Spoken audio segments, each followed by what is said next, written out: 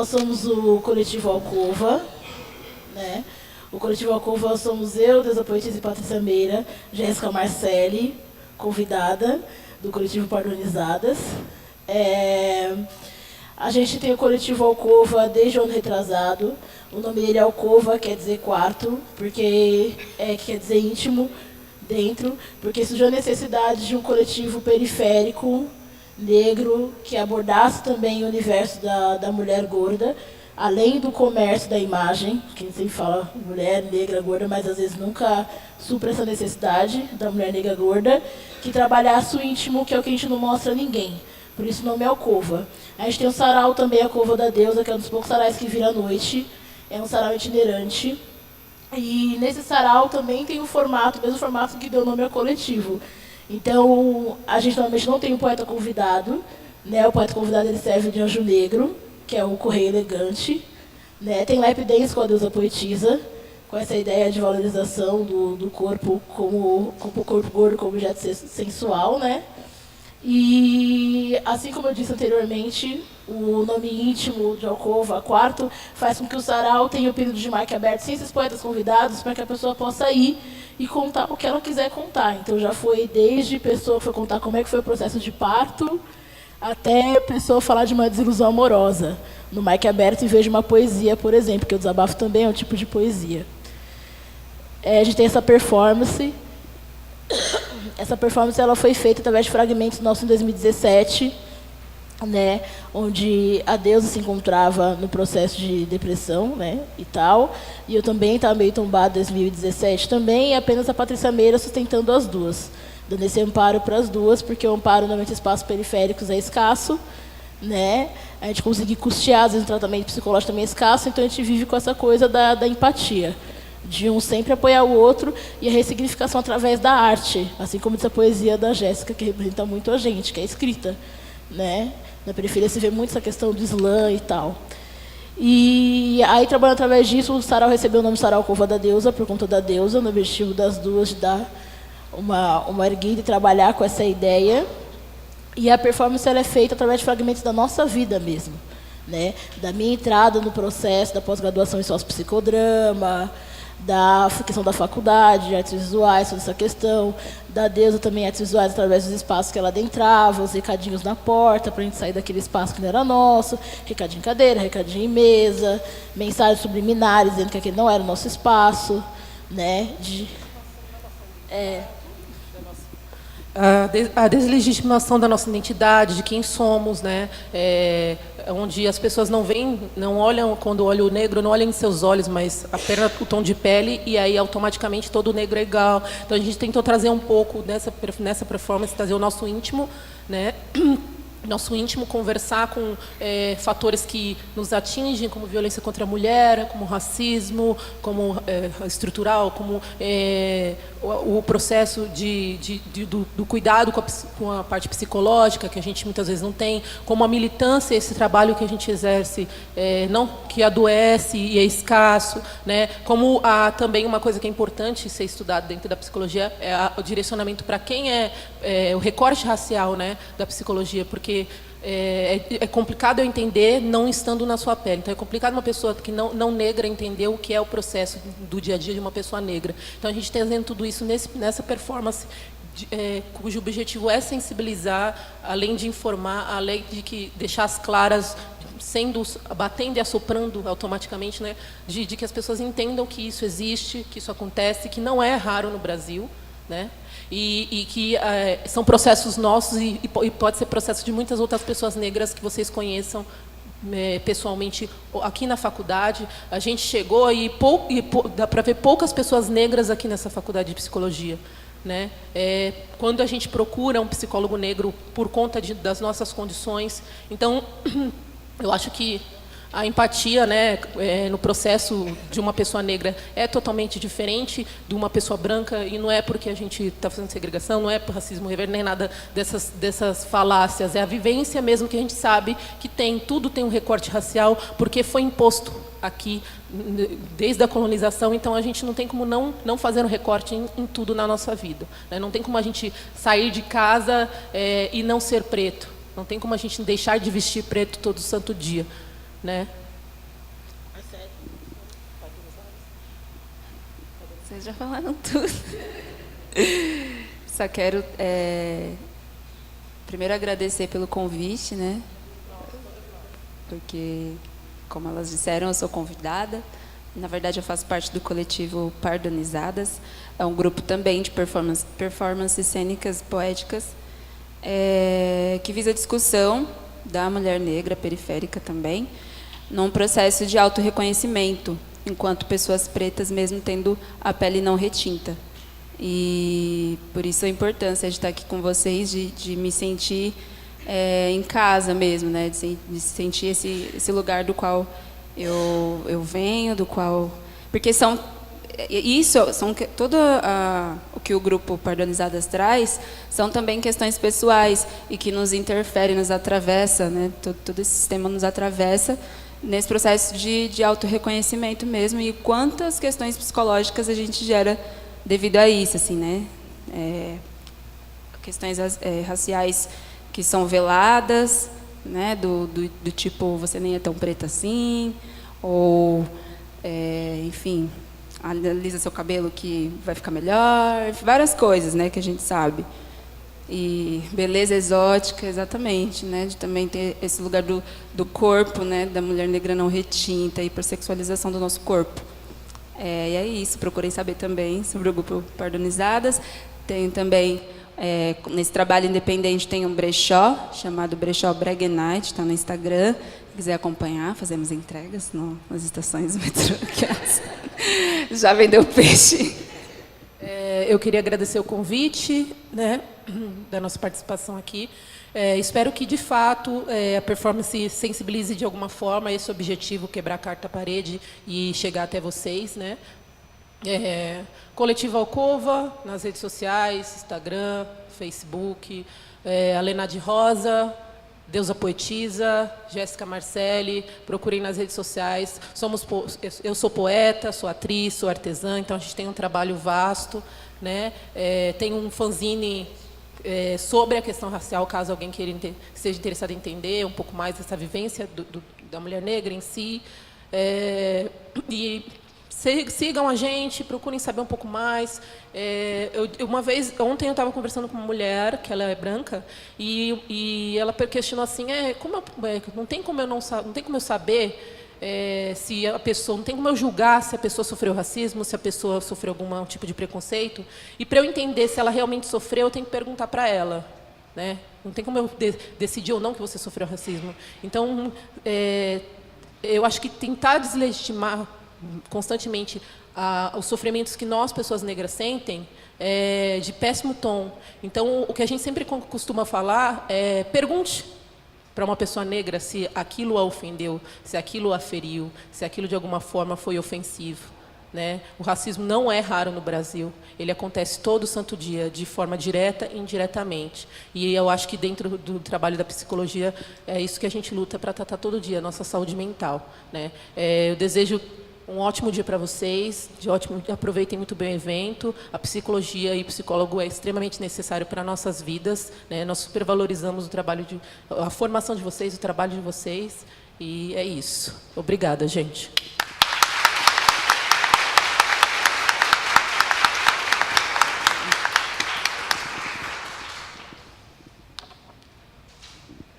Dando sequência ao nosso evento, já compondo a nossa mesa de abertura, Hazel Hetman, psicóloga, doutoranda em mestre em educação, psicologia da educação na PUC, São Paulo, possui experiência em pesquisa, ensino e consultoria educacional na formação formal e não formal de jovens e adultos.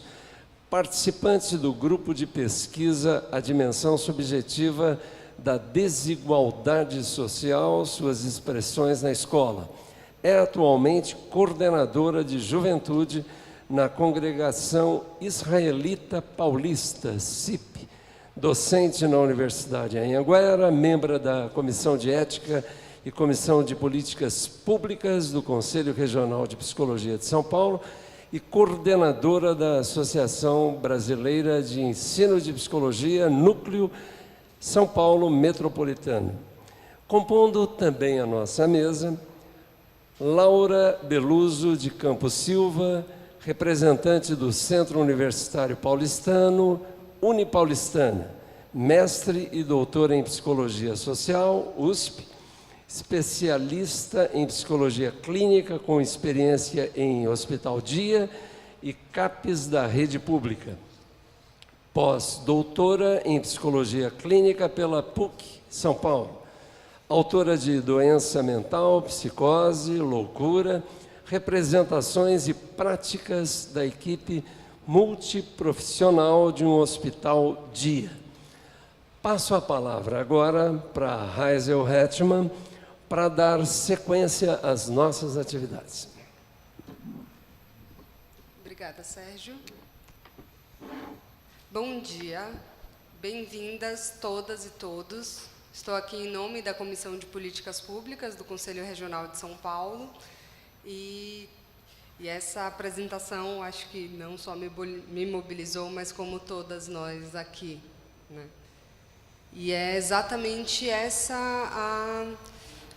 a motivação deste evento. Esta mostra, ela vem como resultado dos encontros da Comissão de Políticas Públicas do Conselho, em que a gente escuta as psicólogas que estão nas políticas públicas. E dessa escuta a gente percebe um acúmulo de práticas de resistência e um acúmulo de necessidade de que a gente se escute, de que a gente construa mais juntas, na proteção dos direitos da população brasileira. O que a gente vê no relato do coletivo Alcova, que não é só artístico, mas é real, é concreto, é uma dor que existe, é que, e pelas palavras de uma delas, na periferia o amparo é escasso. E a gente, como psicologia e como Comissão de Políticas Públicas do Conselho Regional de São Paulo, nós acreditamos que a psicologia deve se comprometer com a saúde e com a vida das brasileiras e dos brasileiros. E é esse o objetivo deste evento. E nos sentimos muito felizes também, talvez eu não consiga demonstrar agora essa felicidade, porque eu ainda estou mobilizada com a apresentação, mas de quando a gente convoca as psicólogas para essa mostra, a gente tem um retorno muito positivo. Foram 576 psicólogas e estudantes que se inscreveram e 44 trabalhos que serão apresentados. Então, a gente sente que não é algo que está no vácuo. A gente tem muitas psicólogas conosco, com esse projeto de psicologia comprometida com a realidade e com as vidas dos brasileiros e das brasileiras. Queria agradecer também a Unipaulistana, em nome aqui da Laura, que vai falar logo em seguida, que também é na formação e nas parcerias com a formação que a gente constitui esse compromisso social da psicóloga. E é só a partir daí que a gente consegue transformar essa realidade brasileira que a cada dia está mais violenta, mais opressora, que mais destrói direitos e conquistas que foram históricas e pequenas para o tanto que a gente ainda tem para caminhar. Então, é um convite, esse momento de pensarmos juntas nesse cenário e quais são as nossas práticas e as nossas possibilidades de resistência, mas também de afetos, de parcerias, de continuar construindo juntas. É aquela frase que ainda se faz necessária de ninguém solta a mão de ninguém. Vou passar agora a palavra para a Laura.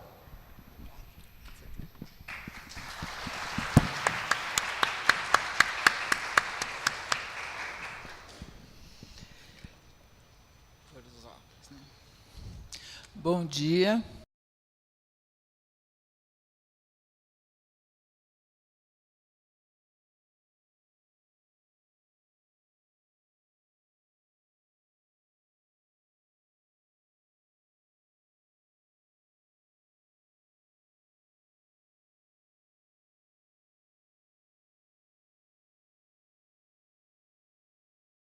Agradecemos pela iniciativa de trazer essa questão para o debate público tão relevante e necessário no Brasil hoje. O tema que se vai discutir aqui trata das tentativas de desmonte que vêm sendo realizadas contra as valiosas conquistas obtidas no campo da atenção à saúde mental no Brasil, a partir da reforma psiquiátrica, a saber, tratamento integral realizado por equipes multiprofissionais em equipamentos abertos, com vistas à inclusão social, o respeito aos direitos e à cidadania e o questionamento dos preconceitos e estigmas associados a pessoas com os chamados transtornos mentais. A reforma psiquiátrica no Brasil teve um início tardio, se comparadas que ocorreram em outros países, como Estados Unidos, Inglaterra, França e Itália, que surgiram logo após a Segunda Guerra. No entanto, é importante lembrar em que pese, né, a demora do início da nossa reforma aqui, a importante iniciativa e corajosa da psiquiatra alagoana Nise da Silveira, uma das maiores representantes da corrente junguiana no Brasil, que transformou a atividade de terapia ocupacional em via libertária de realização estética dos internos do Engenho de Dentro, no Rio de Janeiro, e que culminou na criação do Museu de Imagens do Inconsciente em 1952. Além disso, já em 1956, preocupada em resgatar a dimensão humana dos denominados loucos, Nise da Silveira criou a Casa das Palmeiras, instituição pioneira de acolhimento, de portas sempre abertas e que, na opinião de um de seus primeiros clientes, seria um cantinho que iria modificar o mundo. Mas, com exceção dessa iniciativa pioneira, e apesar da lamentável situação em que se encontravam os internados nas instituições psiquiátricas totais, verdadeiras fábricas de internação, que chegaram a ser justamente chamadas de Holocausto Brasileiro, a reforma psiquiátrica no Brasil só teve início com os ventos da redemocratização no país a partir da década de 1970. A partir desse período, passa a ocorrer um intenso movimento pela democratização da saúde, que compreende as práticas de saúde como práticas sociais, buscando articular tanto as temáticas referentes às concepções teóricas e técnicas dos serviços de saúde, como aquelas relativas à saúde como direito e sua relação com a organização social. Foi nesse período que se multiplicaram as iniciativas de organização dos trabalhadores em várias regiões do país e que se formou o Movimento dos Trabalhadores em Saúde Mental, e que se tornaria, nos anos posteriores, o principal ator dos projetos de transformação da instituição psiquiátrica.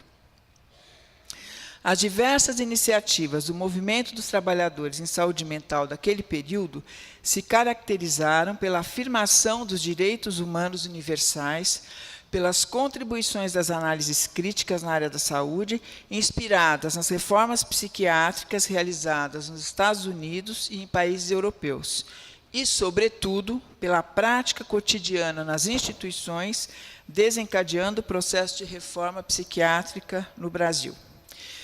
E aqui é importante destacar as relevantes contribuições trazidas pela psicologia brasileira desde os primórdios desse movimento, tanto do ponto de vista ético e político, quanto do ponto de vista científico, técnico e profissional, o que o evento que se apresenta hoje só vem confirmar, configurando-se como mais um passo decisivo na reforma psiquiátrica, processo civilizatório que não se esgota nem se resume na eliminação dos muros dos manicômios, mas na busca pelo conhecimento comprometido, crítico, comprometido e crítico com a luta por uma sociedade mais justa e igualitária. Com a certeza de que esse evento será proveitoso, extremamente proveitoso para todos, eu desejo um bom trabalho para todos nós. Obrigada.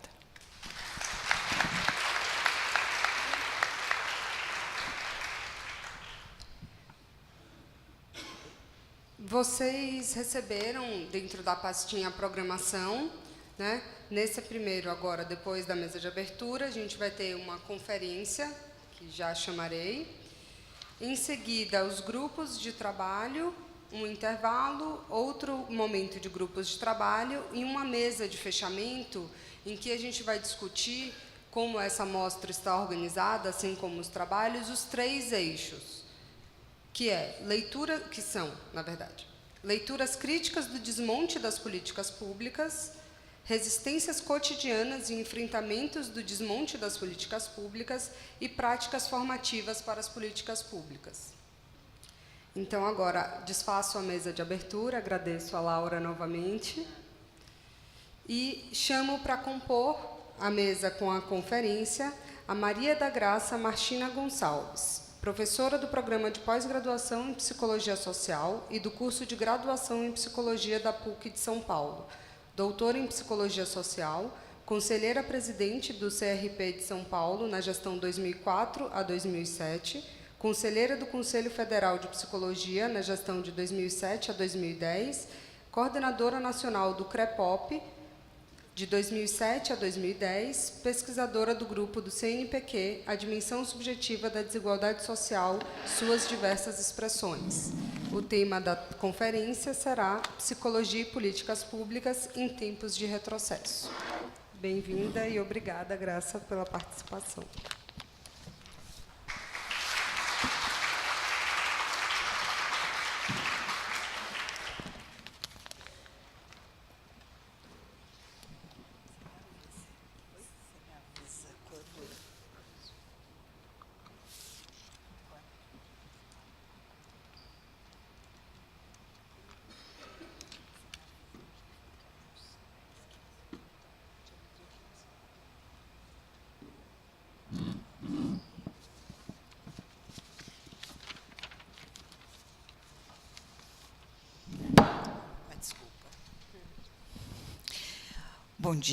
Bom dia a todos e todas.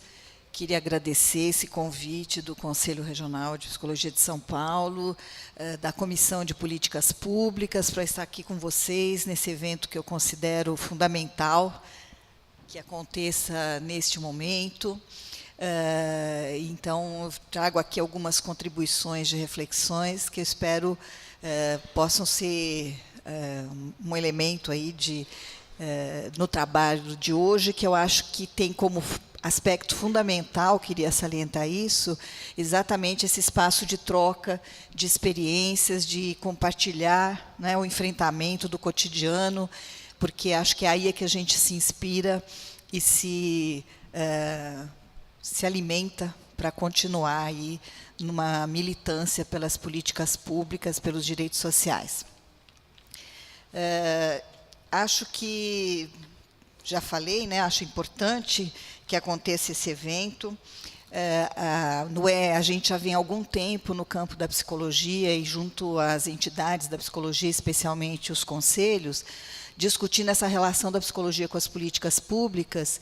E quando a gente tem aqui, né, a amostra de práticas, que tem tantos trabalhos já interessantes, eu acho que referenda esse acúmulo, de certa forma, que a gente teve, e reafirma a importância da gente fazer sempre reflexões de qual deve ser esse lugar da psicologia, como profissionais dessa área, a gente pode estar nesse campo, o que representa isso. E se sempre foi um desafio estar no campo das políticas públicas, especialmente para a psicologia, e vou falar um pouco assim desse desafio para a gente retomar, relembrar assim, o que representa isso historicamente. Se sempre foi um desafio, a gente sabe, né, e acho que isso que nos traz para este evento, é o reconhecimento de que hoje é mais ainda um desafio, porque a gente tem várias dificuldades, várias questões a serem enfrentadas, né?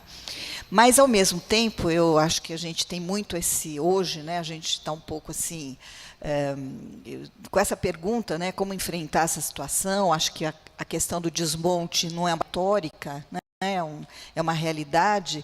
Aí vou falar um pouquinho disso, como que a gente tem usado esse termo, como, infelizmente, ele se concretiza dia a dia, né? Mas ouvi essa semana, por coincidência, em uma aula que tínhamos um convidado, o professor da PUC, o professor Ronca, dizer que ele sempre entende que o campo das políticas públicas, atuar nas políticas públicas é atuar com esperança. Porque a própria noção de política pública, vou até aqui olhar a frase dele, que acho que inspira a gente, a própria noção de política pública, quer dizer, a política pública é o lugar da esperança, porque a própria noção significa atuar para que algo que ainda não é se torne. Sempre estar nas políticas públicas significa pensar o que a gente quer, em que direção a gente quer, aquilo que ainda não é se torne. Achei importante essa fala dele nesse contexto, nesse momento. Acho que é uma coisa que, de certa forma, todos que estamos no campo pensamos, mas é importante explicitar, né? A gente tem clareza de que estar nas políticas públicas é trabalhar para que a realidade se transforme. Então, Acho que mesmo diante de tantas dificuldades, diante de uma situação política adversa, diante de ameaças às conquistas que a gente teve nos últimos anos, eu acho que é a esperança que, como bem ensinou Paulo Freire, não é de esperar, né, é de esperançar. Então, é esperançar porque significa atuar, significa fazer alguma coisa. Então, acho que é com esta compreensão que eu queria trazer aqui algumas reflexões que nos ajudem sempre a ter perspectiva, sempre a pensar, afinal, por que estar nesse campo e o que significa o enfrentamento, né, o desmonte, ao retrocesso. Eu, na verdade, reorganizei aqui um pouco o jeito que eu ia falar. Acho, né, que as falas iniciais, a apresentação do grupo, Alcova, depois as falas da Heisel e da Laura, acho que foi um pouco criando assim uma necessidade de que a gente reconheça, né, que temos muitas questões, mas também temos muita gente mobilizada e uma história, né? Acho que tem a pontuação das questões, quando as meninas do Alcova trazem para a gente, né, de uma forma tão importante, esse atravessamento da questão racial, da questão de gênero, das desigualdades todas na nossa realidade, um atravessamento que está no cotidiano, portanto, está também nas políticas públicas, né? Quer dizer, nos fala de questões que não podem ficar para trás e de como a gente não pode deixar de pensar sobre elas nesse espaço, né, que continua sendo um espaço de luta. Quando a Heisel traz assim, a adesão a este evento, quando ela fala assim, da importância da gente estar junto aqui, trazendo a nossa experiência. Quando a Laura traz a história, né, a parte da história, um pedaço importante da história da saúde mental no Brasil. Quer dizer, vai criando assim essa ideia de que a gente precisa mesmo fazer esse reconhecimento, que é um reconhecimento da história, que a nossa categoria tem, que a nossa área tem, sempre em articulação com a nossa realidade, um reconhecimento do que já fizemos e do que, portanto, somos capazes de fazer, e um reconhecimento dos desafios. Então, acho que esse é o tom que eu entendo que deva ter assim, os debates, né? Articular esse reconhecimento com as possibilidades que a gente tem. E foi pensando nisso que eu meio que quase que inverti aqui o que eu tinha pensado de falar na sequência, porque eu tinha pensado finalizar com aquilo que eu vou começar, que é dizer assim, bom, o que nos cabe fazer neste momento? E aí eu acho que eu vou desenvolver um pouquinho, né, com algumas contribuições, isso que eu pontuei aqui para fechar, mas que estou abrindo com isso, né, o que nos cabe fazer neste momento. Acho que nos cabe procurar referências e aprofundar a produção de referências para a prática acumuladas nos últimos anos. Essa é uma das coisas que nos cabe, né? Nos cabe também continuar defendendo alguma coisa que a gente formulou nos últimos anos, que é um projeto ético-político para a profissão. Vou falar um pouquinho dessas duas coisas, depois avanço nas outras que eu tinha levantado, né? Então, nos cabe acumular e aprofundar as referências. Do que eu estou falando? Estou falando exatamente de uma produção da psicologia e de um reposicionamento da psicologia na sua história, que começa, num certo sentido, quase junto com a psicologia como profissão, né? Eu acho que é interessante a gente perceber, a gente tem uma profissão que tem como área uma longa história, né? Mas que é uma profissão regulamentada a partir de 62. E, em 64, a gente tem o golpe militar, tem a ditadura militar, que dura aí até 85, com as suas características mais duras, mais fechadas, mas que deixa, né, uma herança de autoritarismo com a qual a gente está se havendo até hoje, né? Então, essa profissão que tem essa história, ela quase que no seu início, como eu dizia, porque é na década de 70, uma profissão relativamente jovem, ela já se depara com essa necessidade de se reposicionar. Se reposicionar porque boa parcela da categoria, já na década de 70, e o exemplo que a Laura trouxe, né, das pessoas ligadas à saúde, à saúde mental, já vai se colocar, reconheciam que não dava para continuar fazendo uma psicologia descontextualizada, individualizante, com a leitura individualizante, num modelo de atendimento que foi favorecido pela conjuntura política, econômica da ditadura, que era um modelo de atendimento do profissional liberal, isolado, no seu cantinho, com o seu cliente, né? Então, esse isolamento e esse modelo, né, de que a ascensão social poderia se dar pela atuação como profissional liberal, ele foi favorecido no contexto da ditadura, então a gente precisa entender isso, mas, ao mesmo tempo, exatamente as lutas que vão se organizando na sociedade, em busca da democracia, pelo fim da ditadura, começam a se aliar com a luta por direitos e vão criar uma outra necessidade, uma outra reflexão para a própria categoria, né?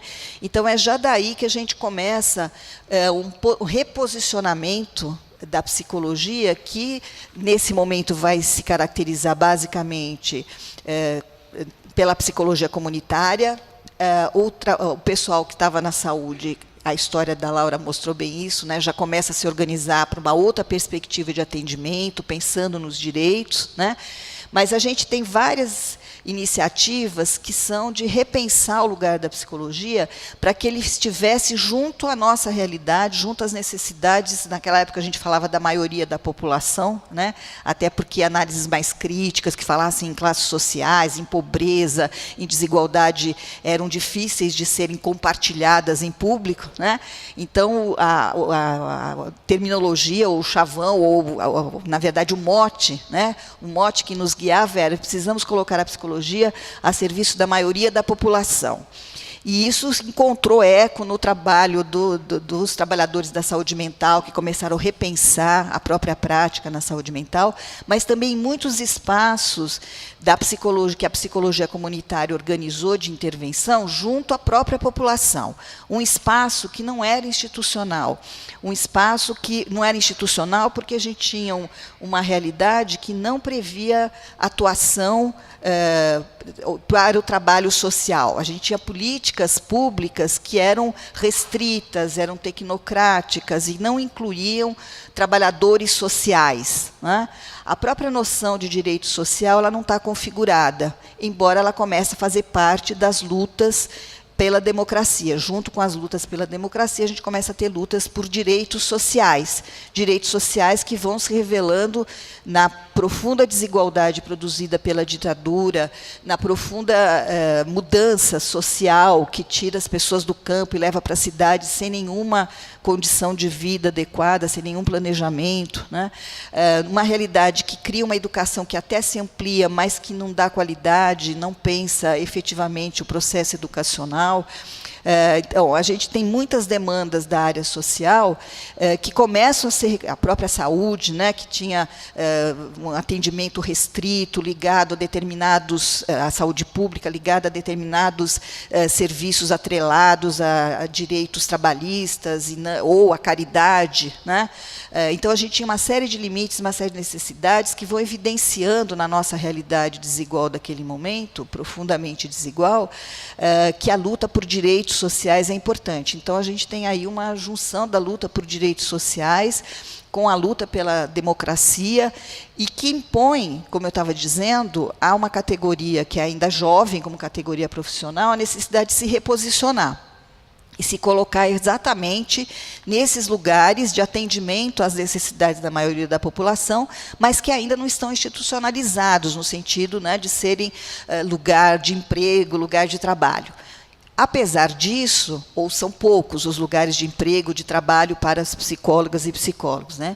Apesar disso, nesse espaço, a gente vai ter a produção de novas práticas, a revisão né, e se recuperar alguns exemplos da saúde mental. Acho que os exemplos estão já colocados e são talvez mais conhecidos, em certa medida, mas também a gente tem toda a procura da educação popular, de trazer um diálogo da psicologia com aquilo que Paulo Freire tinha ensinado e tinha tentado implantar, atuar, né, no processo de educação popular, mas também começar a ver como deve ser o trabalho da psicologia junto às comunidades, junto aos movimentos sociais. Esses mesmos movimentos sociais e populares estavam se organizando para produzir, para lutar, né, por direitos, lutar pela democracia, lutar pelo fim da ditadura. Então, a gente tem já aí, e estou trazendo isso, um início, né, de produção de uma psicologia que responda mais diretamente à nossa realidade. A revisão de saberes que estavam postos e estavam, de certa forma, naturalizados, universalizados da psicologia, que, inclusive, referendavam aquele modelo de atendimento mais individualizado e descontextualizado, né, que eu me referi agora há pouco, né? Então, a revisão desse conhecimento e a criação de novas práticas e novas experiências, isso vai ficar mais claro, num primeiro momento, na própria saúde mental, mas também vai aparecer nos espaços de atuação da psicologia comunitária, de educação popular, depois trabalho junto à criança e adolescente, junto a movimentos de mulheres, de trabalhadores, que começam a aparecer. E aí a gente já tem um acúmulo que vai se dando, que vai depois ganhar visibilidade quando a gente tem a organização da psicologia sendo retomada e sendo também fortalecida, para a gente ter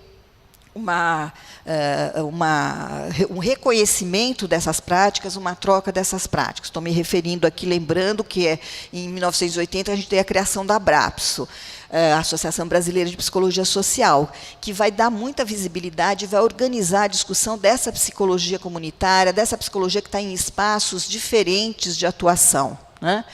Então, essas práticas vão sendo desenvolvidas e elas vão ser muito importantes num momento histórico posterior, quando, depois, né, da luta pela democracia e da luta pela Constituição e pelo reconhecimento dos direitos sociais da Constituição de 88, quando a gente começa a lutar pela implementação de políticas públicas para o atendimento dos direitos sociais. Então, veja, a gente já tinha ali várias experiências como profissão e como psicologia que apontavam para a possibilidade de uma atuação profissional e de ter práticas e conhecimentos compatíveis com uma outra inserção social. A inserção social que estivesse efetivamente aí, nesse momento de 88 em diante, nas políticas públicas sociais, né?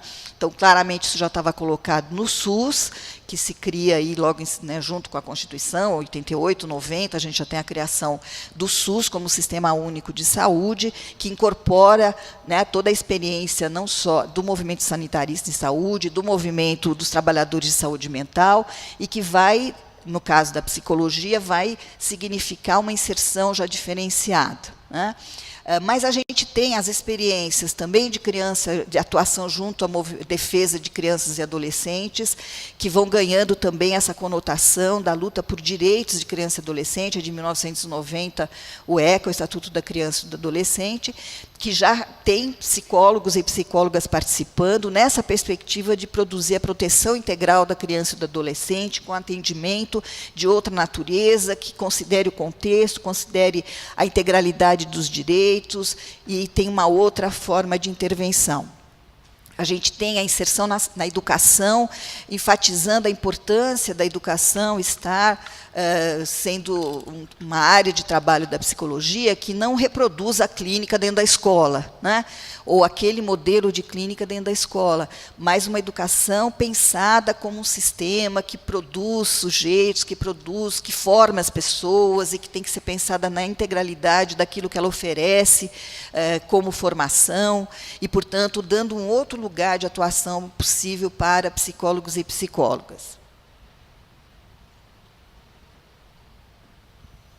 E a gente tem muitas outras experiências que mais para frente vão aparecer, vão estar presentes, vão constituir a experiência na assistência social, porque aquele trabalho junto à população, trabalho de fortalecimento das populações, de reconhecimento dos territórios, de alguma forma tinha sido experimentado aí nas experiências da psicologia que se reposicionava lá na década de 70, de 80, né? Então, a gente tem esse primeiro momento, que é anterior ainda à Constituição, e que faz parte das lutas pela democracia e por direitos sociais, que trazem já uma história de práticas possíveis, de uma inserção possível da psicologia, que tem um projeto que também começa a se delinear mais claramente a partir desse período.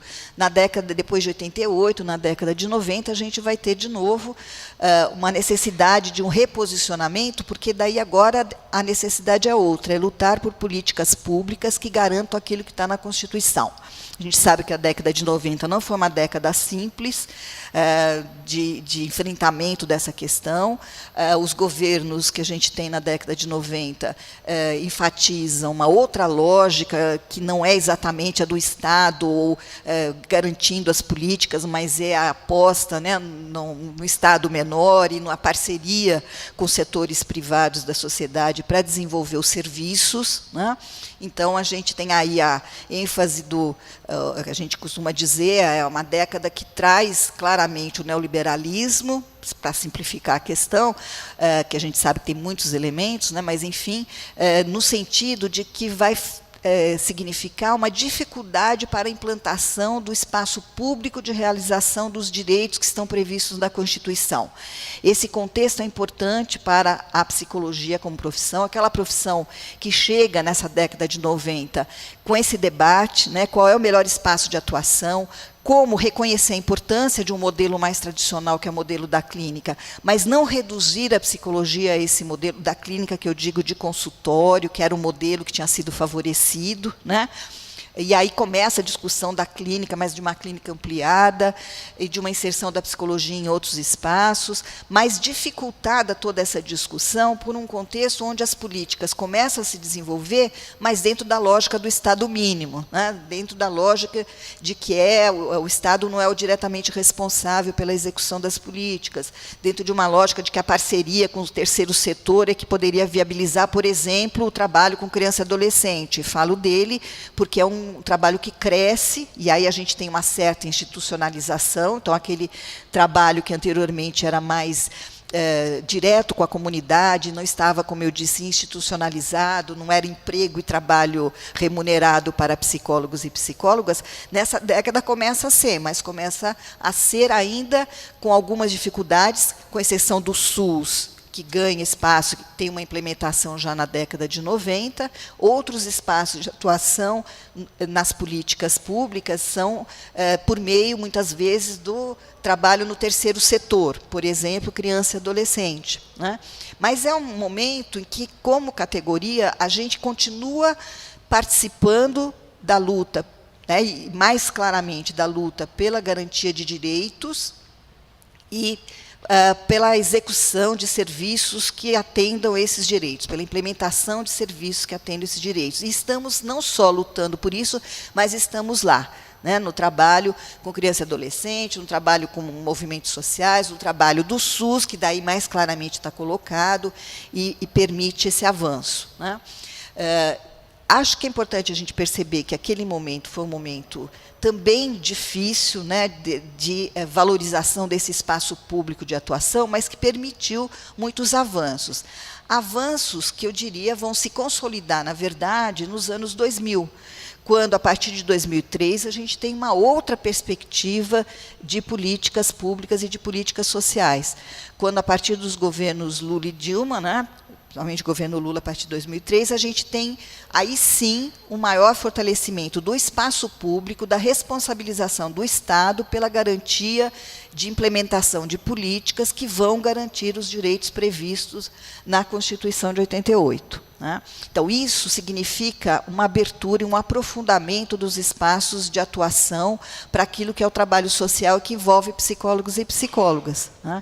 Então, a gente começa aí sim a ter claramente reconhecido que todo o espaço de trabalho social que visa atendimento da população para a garantia de direitos sociais deve ser viabilizado de alguma forma pelo Estado, seja por administração direta, políticas diretas, seja por eventuais parcerias, sim, com os setores organizados da sociedade, até porque a gente tem um Estado que não dá conta, né, pelo menos não de imediato, de atender todas as demandas, mas cresce, vai crescendo a ideia de que é o Estado, sim, que é o responsável por criar as condições para que a gente tenha políticas públicas para atender as necessidades da população na direção da garantia de direitos sociais. Então, acho que esta formulação fica clara nesse momento. E é essa formulação que guia aquilo que é o projeto ético-político da nossa profissão, que é a defesa dos direitos humanos, dos direitos sociais, das políticas públicas, quando a gente fala do projeto do compromisso social, que muitos de nós compartilham e adotam e aderem a ele, do que a gente está, apesar, às vezes, até de muitas posições diferentes que existem entre nós e que é importante, né, que sejam debatidas, mas existe assim uma grande parcela da população que reconhece que este é um lugar importante da categoria, o lugar de defesa de um projeto que aponte para a necessidade de garantir direitos e implementar políticas públicas que garantam esses direitos, e que a psicologia deve estar nesse espaço da garantia de direitos e das políticas públicas. Então, essa formulação ela fica clara como projeto para a categoria nos anos 2000. Vejam que ela foi sendo produzida e, de alguma forma, experimentada desde antes, né, desde lá da década de 70, mas ela ganha esse formato e se explicita com a ideia de que é um projeto para a categoria. Isso quer dizer o seguinte: nós vamos mirar, sim, uma atuação profissional, institucional, e eu estou chamando aqui entre aspas, né, o institucional, a ideia de que postos de trabalho, lugar para trabalhar, remuneração do trabalho. Nós somos uma categoria que defende a sua profissão porque acha que ela é importante. Então, evidentemente, é uma profissão que tem que ter lugares para trabalhar e ter o reconhecimento disso e ser remunerado por isso. Então, nós somos essa categoria que, em função do reconhecimento dessa importância desse trabalho, vai defender a sua entrada e a sua presença e a sua ampliação de espaços nas políticas públicas, né? E vai reconhecer dentro de uma compreensão que a perspectiva dos direitos sociais, da garantia dos direitos, é uma perspectiva mais ampla do que só aquilo que interessa a uma categoria profissional. Ela é muito mais ampla, ela é um projeto de sociedade. Ela é um projeto de sociedade que hoje a gente reconhece, é um projeto civilizatório, né? É ampliar a própria compreensão do que é o ser humano hoje, do que é a humanidade hoje, de como a gente tem que trabalhar por alguma coisa que há muito se fala, mas que pouco se concretiza, que é a ideia da igualdade, da liberdade, né, da plena realização de todos. Então, acho que essas formulações vão ficando claras, e a partir dos anos 2000, mais especificamente 2003, a nossa categoria avança nessa compreensão dessa sua relação com os direitos e com as políticas públicas, ao mesmo tempo que vai tendo efetivamente onde exercitar isso, porque a gente tem o aprofundamento, a ampliação do SUS, o avanço da reforma psiquiátrica, com a criação de toda a rede de CAPs, de centros de convivência, residência terapêutica, etc., que a gente tem um avanço, a própria revisão e o fortalecimento da atenção básica e do atendimento em saúde mental na atenção básica, e a própria noção de atenção básica e da lógica do SUS, que inclui necessariamente a psicologia. Então, vejo que tudo isso amplia postos de trabalho, mas também amplia a possibilidade de uma inserção social, de garantia de direitos daquilo que está na Constituição e que a gente vê nas políticas. A universalidade do atendimento, a integralidade do atendimento, a participação da população. Então, o nosso trabalho nesses espaços vai sendo possível e vai ao encontro dessas possibilidades e nos desafia como contribuir para a garantia desses princípios das políticas.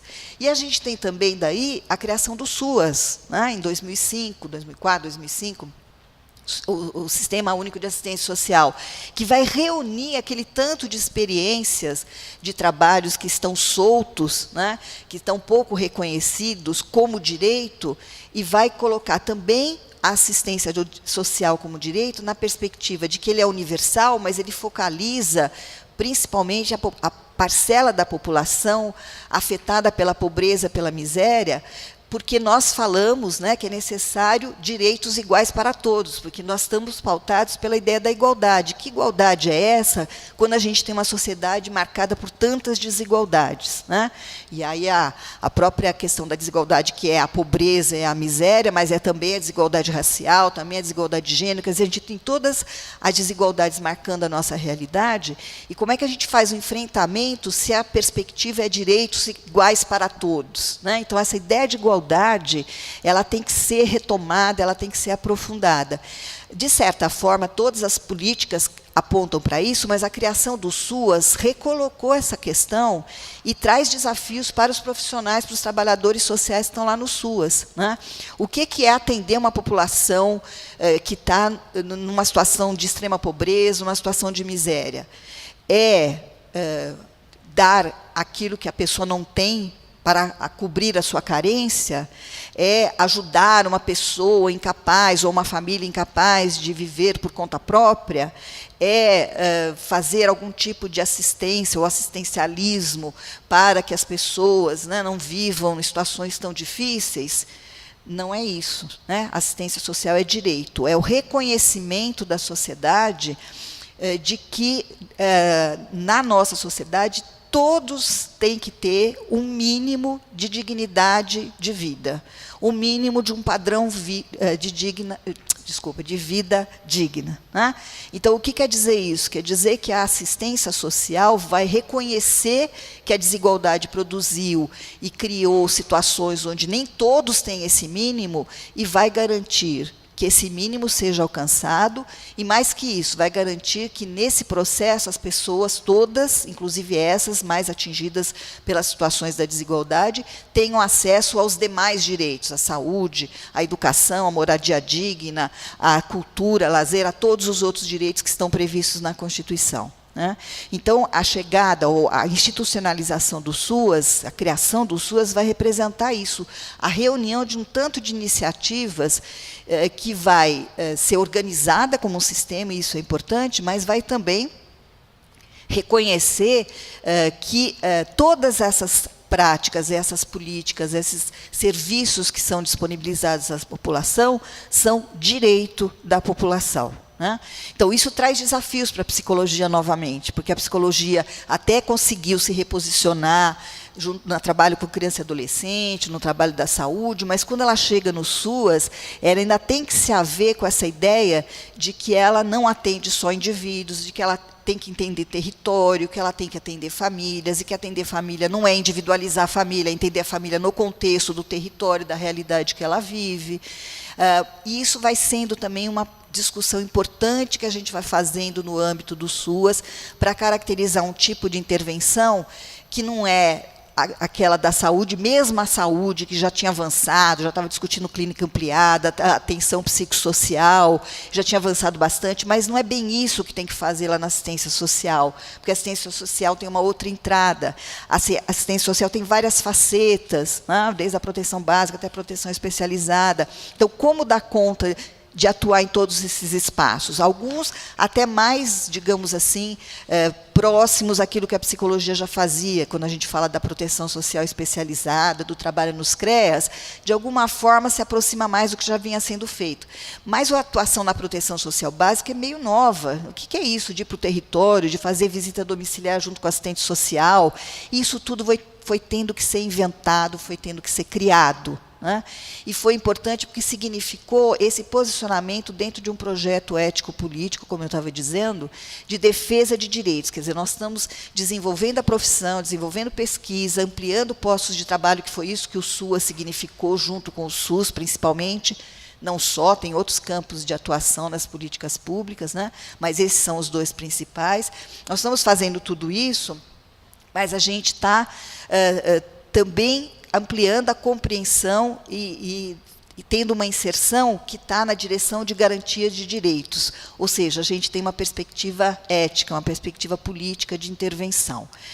Isso se associa com uma perspectiva da nossa sociedade. Por isso que hoje, né, diante de ameaças a essa perspectiva de ampliação dos direitos, de ampliação de políticas que garantam os direitos, a gente fala em ameaças à um processo civilizatório, né? Quando a gente fala em retrocesso, de qual retrocesso a gente está falando? A gente está falando de um retrocesso na conquista de direitos sociais. Numa perspectiva de busca de uma sociedade igualitária, e aí é importante, né, mencionei agora há pouco a questão da igualdade como referência, ela é alguma coisa sobre a qual a gente tem que refletir também. Porque é difícil a gente encontrar alguém que claramente fala assim, eu sou contra a igualdade. Quem é contra a igualdade? A desigualdade, a gente faz pesquisa com desigualdade, eu estou num grupo, a Raiz também, né, de pesquisa com desigualdade, a gente vê como é que as pessoas vivenciam a desigualdade, a gente não encontra pessoas que digam, não, eu sou a favor da desigualdade. Pelo contrário, a desigualdade social é alguma coisa que preocupa as pessoas. Mas de qual igualdade nós estamos falando? Essa é uma discussão que a gente tem que fazer. Porque, muitas vezes, a gente está pautada por uma igualdade, que eu vou dizer, né, que é uma igualdade de saída. Todos nascem iguais. E pronto, a gente vai garantir direitos iguais, formalmente, para todos, e a nossa igualdade é de saída. E, muitas vezes, as políticas públicas, elas são organizadas por essa lógica da igualdade de saída. O serviço está oferecido para todos. As pessoas podem vir e serem atendidas na OBS. As pessoas têm o CRAS à sua disposição. Mas que igualdade é essa? O que é essa igualdade de saída? É a igualdade, ou é uma lógica da igualdade que termina por individualizar a questão, por dizer que assim, está posta a situação, as pessoas são iguais, se elas não conseguiram, elas têm algum problema individual, né? Que termina por valorizar a meritocracia, também tem que se esforçar um pouco para conseguir, porque a condição está dada, né? E, muitas vezes, a gente sabe que esse é um valor forte na nossa sociedade, um valor de individualização e de valorização da meritocracia, né? Premiar aqueles que se esforçaram, aqueles que conseguiram, a despeito de uma análise de o que é exatamente essa igualdade de saída. Na verdade, quando a gente fala em direitos sociais, a gente tem que pensar numa igualdade de chegada. Todos têm que chegar lá. E, para chegar lá, os caminhos são diferentes, porque o ponto de partida é falsamente igual. É falacioso achar que todos têm de saída a mesma igualdade, né? E isso faz com que a gente tenha que olhar, sim, para as diferentes situações no atendimento em saúde e perceber que, por exemplo, a desigualdade racial, ela atravessa o atendimento em saúde. As pesquisas mostram isso, né? A gente tem um racismo institucional que faz com que o atendimento de negros e brancos seja diferente, de negras e brancas seja diferente. Mesmo que as pessoas não se deem conta disso, né? Mas ele está instituído, ele está dentro das nossas relações, ele está velado, mas está absorvido, e, portanto, ele vai se manifestar. Então, quando eu só defendo a igualdade de saída, eu não percebo que nem todos chegaram lá porque foram atropelados, foram, de alguma forma, atingidos pelo racismo institucional, por exemplo, ou pela violência de gênero, ou pelas violências que, embora o ECA diga que crianças e adolescentes são sujeitos de direitos, ainda tratam crianças e adolescentes como alguém que não tem nada a dizer e que não tem nenhuma possibilidade de decidir sobre a sua própria vida, né? De quem se cobra, que copia o modelo do adulto, mas que não é suficientemente escutado nas suas demandas e não é suficientemente valorizado nas suas potencialidades, né? Então, a gente tem o tempo todo ainda essa contraposição que, em última instância, coloca em xeque a própria ideia de direitos sociais. Por isso que eu acho que é importante a gente falar disso, né? Quando a gente fala de desigualdade, a gente reconhece as situações de desigualdade, e acho que a gente, nesse processo, também foi aprendendo a identificar várias expressões da desigualdade, mas, muitas vezes, a gente não explicita qual é a noção de igualdade que pauta a minha leitura da realidade. Qual é a noção de igualdade que pauta a minha prática profissional. E a gente tem a possibilidade de fazer a crítica disso, até porque, aí tem a ver com o que eu estava dizendo, né? A gente fez desenvolveu muitas práticas, já enfrentou muitas vezes essas dificuldades de atendimento, embora como é um valor ainda muito, são valores muito ainda presentes na nossa sociedade, e neste momento que a gente está vivendo são retomados e ganham destaque novamente, né, no cotidiano das relações e do trabalho, nas políticas públicas, a gente ainda tem que atentar para qual é, afinal, a diretriz que está me guiando, né? É a luta por direitos sociais ou eu ainda estou na perspectiva do direito individual? Cada um tem que conseguir, ainda estou valorizando as coisas em função da meritocracia. Vejam, não é questão de desresponsabilizar os indivíduos, mas é questão de perceber que os indivíduos estão dentro de um contexto. É questão de perceber que os direitos sociais, quando a gente diz que eles são importantes, eles têm que ser efetivamente garantidos, e isso, muitas vezes, faz com que a gente tenha que atuar diferentemente, reconhecendo as diferenças, as diversidades, para superar a desigualdade. Às vezes a gente faz, e hoje, né, a gente tem cada vez mais essa ideia de que existem as liberdades, e quando a gente ouve, ainda ontem eu vi, né, num contexto que é bastante perverso, que é esse da discussão do armamento, do porte de arma, etc., um dos argumentos dos que são a favor da liberação do porte de arma é a liberdade. De qual liberdade está se falando? É absolutamente a liberdade individual, né? Então, a gente tem claramente uma valorização da individualização. Que direito é esse? É o direito de cada um, independentemente do que isso possa representar para a vida social. Então, veja, nós nunca deixamos de ter esse embate, porque quando eu falo de projeto civilizatório, são dois, pelo menos, né, para simplificar, pelo menos dois grandes projetos que a gente tem. O projeto que aposta na igualdade de saída e o projeto que aposta na igualdade de chegada. O projeto que individualiza as análises e, portanto, culpabiliza os indivíduos, responsabiliza os indivíduos, e o projeto que reconhece os indivíduos, as individualidades, as responsabilidades individuais, mas não perde de vista que o contexto social está absolutamente relacionado com isso, e que existe uma responsabilidade que é de todos, de uma perspectiva de sociedade que a gente quer produzir. E, portanto, quando a gente fala não, por exemplo, ao porte de armas, é porque a gente pensa num contexto de convivência pacífica, num espaço público seguro, e não na liberdade individual de cada um. Então, quando a gente pensa na assistência social, é porque a gente pensa que todas as pessoas da nossa sociedade têm direito a uma vida digna, e, portanto, é sim responsabilidade da sociedade garantir esse mínimo. Por isso, o Bolsa Família não é um favor, não é uma coisa que deturpa a vida das pessoas, faz elas serem preguiçosas, etc., etc., que elas não se esforçam a partir disso. A gente sabe que, primeiro, que tudo isso é falso, né? Mas, principalmente, independentemente de qualquer coisa, ele significa o reconhecimento da sociedade que, sem um padrão mínimo, e sem uma condição mínima, ninguém vai alcançar esse padrão mínimo de vida, né, digna. E que isso também, e todo o trabalho da assistência social foi mostrando, é possibilidade de acessar e de demandar os demais direitos. Então, a saúde tem que funcionar melhor se eu tenho, por exemplo, como condicionalidade do Bolsa Família, o acompanhamento das crianças, o pré-natal, etc., né? A escola tem que funcionar melhor se eu tenho como condicionalidade do Bolsa Família que as crianças estejam na escola. Tem que ter creche para todas as crianças se eu tenho como condicionalidade que as crianças não podem ficar sozinhas, não podem ficar sem ir para um convívio dentro de um sistema educacional. E assim por diante, né? Então, acho que essa perspectiva vai mostrando que eu só vou compreender os indivíduos, as famílias, os grupos, se eu contextualizar e se dentro desse contexto eu perceber os diversos atravessamentos e criar condições, e aí tem que ser por meio de uma perspectiva política clara. Por isso que a direção das políticas é fundamental.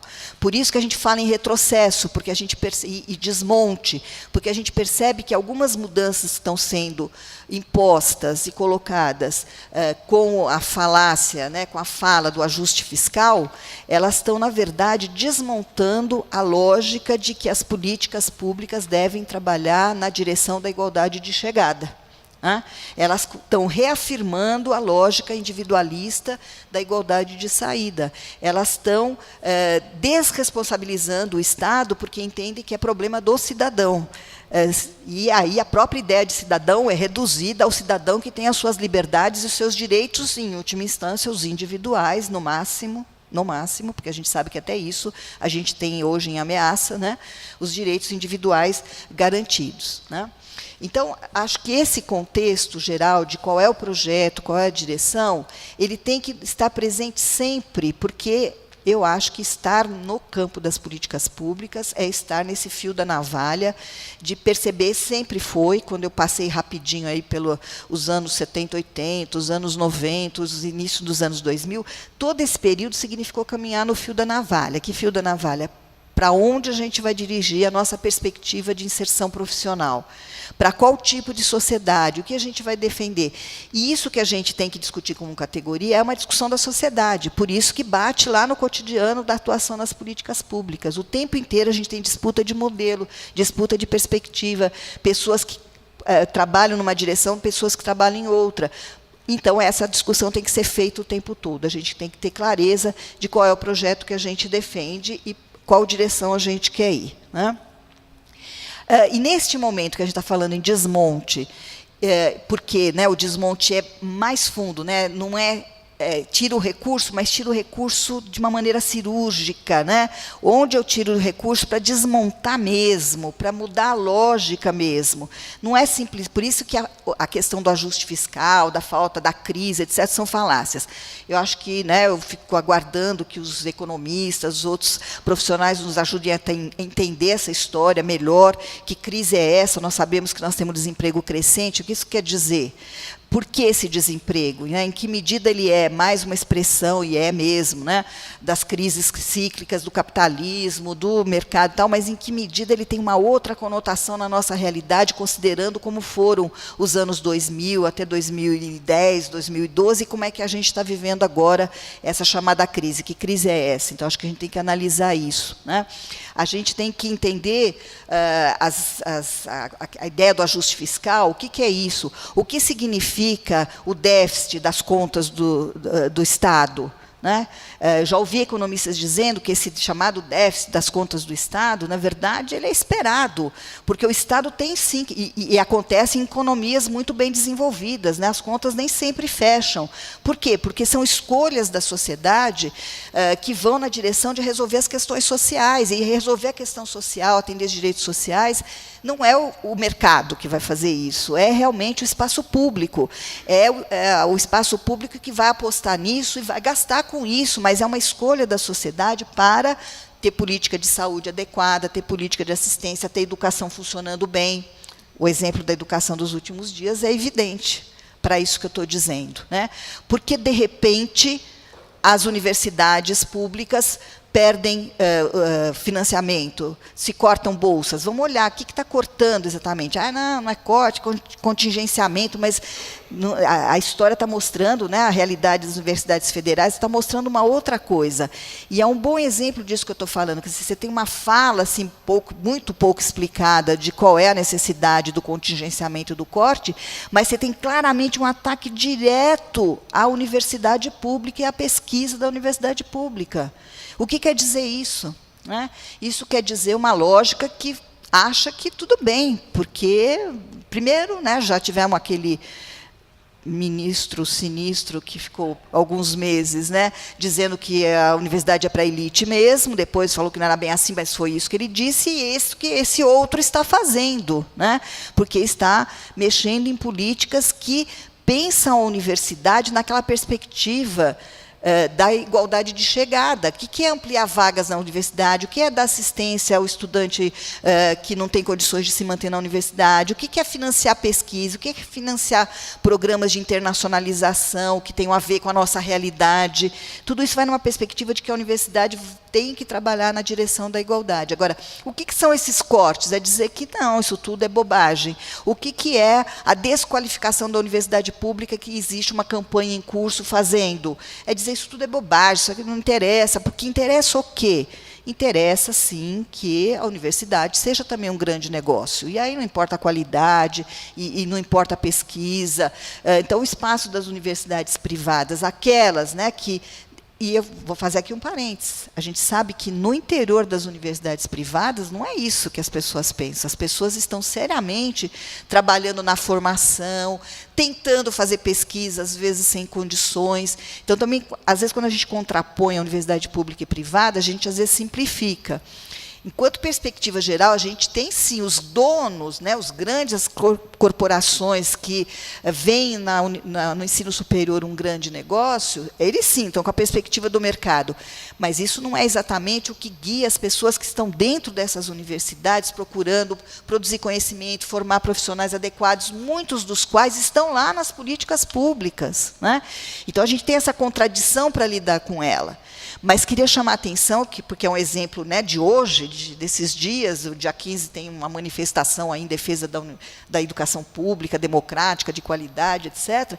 Por quê? Porque a ameaça é muito claramente colocada a uma perspectiva de educação, a uma perspectiva de universidade, que não interessa quando o projeto não é aquele que eu falei de igualdade de chegada. Por isso que dane-se o ProUni, dane-se o FIES, por isso que o FIES é criticado. O ProUni e o FIES são políticas que a gente entende transitórias, políticas necessárias para acelerar o processo de acesso ao ensino superior. Elas não são o ideal, mas elas são importantes. Foram importantes nos anos 2000 para ampliar o acesso ao ensino superior, né? Foram importantes. E por que hoje elas são desqualificadas? Porque não interessa isso, interessa que as pessoas vão para o mercado competir por uma vaga na universidade, se virar para estar na universidade, porque, ao mesmo tempo, a universidade, o ensino superior, pode ser um grande negócio, como ele é um grande negócio em muitos contextos, né? Então, acho que são exemplos que vão mostrando, e isso que quer dizer desmonte e retrocesso, mas eu queria salientar, né, a Raizo está me avisando aqui que meu tempo terminou, eu vou finalizar rapidinho, mostrando que essa história, que é uma história de desafios, de contradições que a gente enfrenta na prática, mas que nos levou a acumular. Prova disso é este evento. Quer dizer, é possível fazer um evento onde a gente tem mostra de práticas em políticas públicas. Ou seja, temos coisas acumuladas e elas devem nos inspirar a resistir para o desmonte. Acho que essa é a primeira coisa que eu queria dizer dentro do projeto ético-político. E as outras coisas que eu tinha pensado em dizer, o que fazer, tem isto como esteio, né, como aspecto básico, quer dizer, a gente não está defendendo qualquer coisa, a gente está defendendo aquilo que a gente produziu nos últimos anos, numa determinada perspectiva. E como é que a gente faz isso? A gente faz isso, que era um outro elemento que eu ia apontar aqui rapidinho, eu vou terminar já, né, por meio de organização, por meio de formação de coletivos. Então, encontros como esse, a troca, a partir daqui a gente produzir alguma forma de organização dos trabalhadores dos diferentes espaços das políticas, a gente reconhecer as entidades da psicologia, as associações, eu falei da BRAPS, mas a gente tem a BEP, a associação que pensa a formação, a Raizo da BEP, o João da BEP está aqui também, quer dizer, várias pessoas que estão lá atuando no campo da formação, organizando a discussão da formação. Como essas duas, o próprio conselho, que é um espaço que organiza, porque a gente optou, e isso também é importante, tem a ver com essa luta democrática que começou lá em 1970, na década de 70 e vem até hoje, né, a luta pela democracia, a gente, como categoria, tem optado para que o Conselho seja um instrumento da nossa luta democrática, da nossa luta de qualificação da psicologia, da inserção social comprometida da psicologia. Por isso que o nosso Conselho ele não é um espaço burocrático, formal, desconectado com a realidade. Ao contrário, ele serve como um instrumento para que a gente faça discussões como essas, para que a gente produza referências, como faz o CREPOP, para que a gente tenha espaço para colocar questões, para reconhecer as dificuldades, às vezes, do trabalho, mas conseguir alguma forma de inspiração para continuar adiante. Então, o espaço dos conselhos, da BRAPS, da BEP, das 20 e tantas entidades nacionais que a gente tem, que estão lá no Fórum de Entidades da Psicologia, então, espaços coletivos, ou mesmo o meu coletivo, né, com quem eu trabalho, que eu reconheço como possibilidade de pensar junto, porque ninguém deve se ver sozinho como responsável por essa tarefa de resistência e de enfrentamento do desmonte, tem que ser necessariamente coletivamente. Articuladamente com os movimentos sociais, né? e os movimentos sociais devem ser nossos parceiros. Por quê? Porque a população, e esse era um outro elemento que eu queria apontar para a gente ter perspectiva nesse momento adverso, né? A população experimentou espaços de luta e de democracia. A população não abre mão das suas demandas e sabe que existe alguma possibilidade de vê-las atendidas se a gente tiver possibilidade de participação, possibilidade de ver direitos garantidos, as demandas começam a ser atendidas, apesar de da gente ter ainda muita coisa a ser feita. Mas isso quer dizer, e aí é uma formulação, vamos dizer, é um pouco do desejo, mas também de experiências reais, que é assim, eu acho que o nosso Brasil, a nossa população, as pessoas em geral, resistem ao neoliberalismo, né? Elas entendem que a nossa experiência de democracia era muito fraquinha, muito pobrezinha, mas que ela pode avançar. A mesma população que, eventualmente, pode ter caminhado numa outra direção mais recentemente, mas ela está vivenciando. Ainda ontem escutei de uma pessoa com quem eu convivo bastante, né? Poxa, agora que meus filhos vão fazer a universidade, esse aí quer acabar com a universidade? Como assim? E é uma pessoa que teria dificuldade de fazer essa análise que eu estou fazendo aqui. É uma pessoa que está só vivenciando a realidade escolar dos seus filhos e que chegam agora, nas vésperas de fazer vestibular, fazer Enem, etc. E, por causa da inscrição do Enem, ela falou, eles se inscreveram no Enem. Mas você vê só, como é que vai ser agora que esse aí está querendo ameaçar a universidade pública? Agora que chegou a nossa vez. Então, veja, parece uma fala ingênua, mas não é uma fala que percebe que reconhece que tinha a possibilidade, que a possibilidade é possível e que, de repente, alguma coisa ameaça. Então, eu acho que isso é só um exemplozinho, mas a gente deve ter vários outros, e quem está ali cotidianamente na luta com a população deve ter muitos exemplos de como a população reconhece aquilo que foi pouco, mas que a gente conquistou e que está agora sob ameaça, né? E, por isso, eu acho que a gente não deve perder a perspectiva. Não deve perder a perspectiva, acho que, de vez em quando, a gente retomar a história da nossa categoria, como é que ela se inseriu nesse espaço, reconhecer que a própria luta pelas políticas sociais, pelas políticas públicas, ela é relativamente recente, com este caráter de universalização, de integralidade, de garantia para todos, de igualdade de chegada, ela é relativamente recente. Portanto, a gente não pode perder de vista o caminho. É nessa direção que queremos ir, é esse o projeto que a gente defende, então vamos continuar trabalhando, né? Tem aqui uma formulação que eu gosto de fazer sempre, que a gente aprendeu com a Silvia Lane, é necessário cultivar a paciência histórica, né? A paciência histórica não é a paciência do esperar sentado, né? Então, aí junta com o esperançar, mas é reconhecer que tem processos e a gente tem que compreender profundamente os processos para sempre se posicionar para a direção que a gente quer ir. E agora, fechando mesmo, de verdade, Raiz, eu vou ler uma frase do Rotelli, que Franco Rotelli, um dos criadores da reforma psiquiátrica italiana, tem uma frase dele que eu acho que sempre nos inspira quando a gente acha que não tem mais jeito. Eu acho que a gente devia pensar como ele, que é a seguinte: então, eu creio que a única forma que nós temos para modificar essa sociedade é fazer tudo aquilo que nós conseguirmos fazer, como se nós estivéssemos numa outra sociedade, como se tudo fosse possível. Eu acho que é isso que a gente tem que fazer. Obrigada.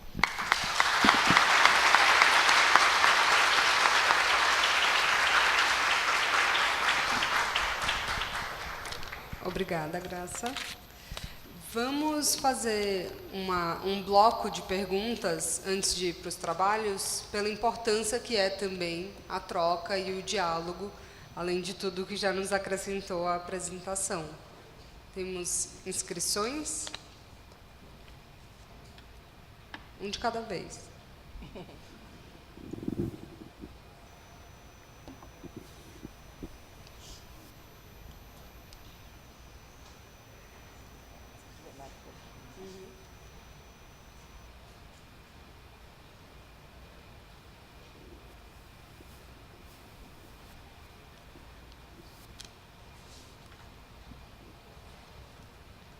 Não?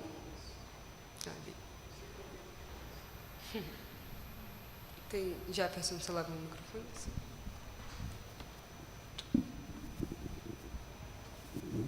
Bom dia, meu nome é Edir, eu sou lá de Santo André. E pegar o finzinho da tua fala, viu, sobre a importância do conhecimento histórico, então eu vou relacionar com memória, uma pergunta um tanto provocativa. A memória quase sempre, uma parte das vezes, uma transmissão oral. E a gente tem lá em Santo André, por exemplo, um problema bastante sério em relação a uma memória de movimento social lá e o que a história oficial conta, inclusive está tentando contar. Dia 5, domingo agora, completaram 100 anos que um garoto de 18 anos, anarco-sindicalista, foi assassinado durante uma manifestação, isso em 1918, lá em Santo André. E até hoje, se não o pessoal da memória, da população, das comunidades que está se propagando isso, as demais instituições de transmissão de conhecimento estão deliberadamente ignorando. Então, quando você coloca isso aí no final, que eu acho bastante oportuno, como é que a história, né? Claro, a história você tem que ler, mas sempre, ao meu ver, com um olhar crítico, né?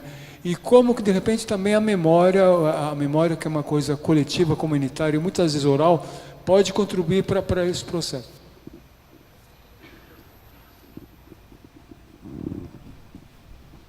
Mais alguém? Ione?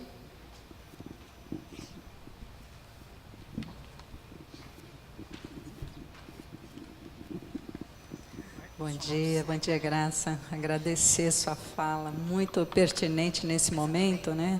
E a leitura também, né, que você faz da conjuntura na nossa categoria, eu acho que faz a gente ficar pensando, né, em nossas realidades. Eu venho de Sorocaba e não sei se alguns de vocês sabem, mas nossa luta lá, ela vai muito, né, a favor dos direitos das pessoas que foram institucionalizada em manicômios por mais de 90 anos. Então, nós estamos falando de uma resistência bem difícil local, né? E eu gostei muito da sua fala, queria, né, estou pensando aqui nas provocações que você fez, gostei dessa questão do ponto de saída, o ponto de chegada, porque eu acho que a gente fica mais fácil quando, né, as palavras elas nos atingem, né, diretamente. E fiquei pensando também, Graça, nessa perspectiva do individual e do coletivo. Pensando na atual conjuntura, né, deste governo que dá este poder para o individual hoje, eu queria que você só fizesse uma outra leitura do que você também disse a respeito da importância de a gente se unir coletivamente, mas pensando nos desafios também. Eu acho que isso é muito importante para a categoria, e eu estou aqui pensando, esse desafio do coletivo, nesse momento, é para lidar com o caos que se instala, né? Já começa a se instalar. No interior, a gente teve essa semana a notícia de uma pessoa que foi lá e matou um bandido que entrou em sua casa, né? E foi liberado por isso, enfim, ele está sendo, né, se entende que o decreto, né, faz com que ele faça isso livremente, né, a favor dessa liberdade que você disse que todos estão sentindo individualmente, mas a gente fica pensando realmente nessa questão do caos que vai se instalar, e eu queria que você falasse um pouco sobre isso também.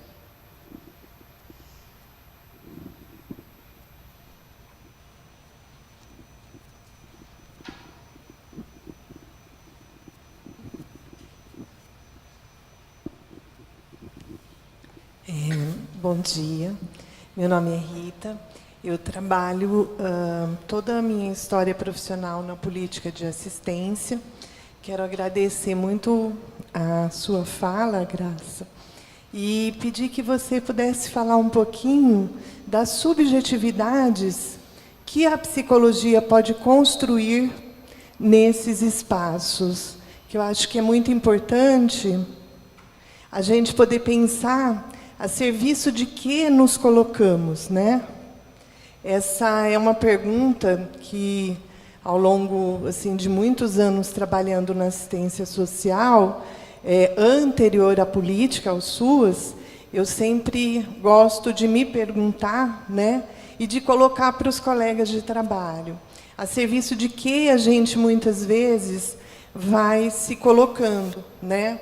Porque nessa história que você vai trazendo aí da psicologia, né, acho que é importante a gente pensar também que essa história, tanto da psicologia, né, quanto dos serviços dentro de políticas públicas, que subjetividade a gente vai construindo, que subjetividade a gente se propõe a construir, né? Até que medida a gente consegue ter reflexão, muitas vezes, daquilo que realizamos, né?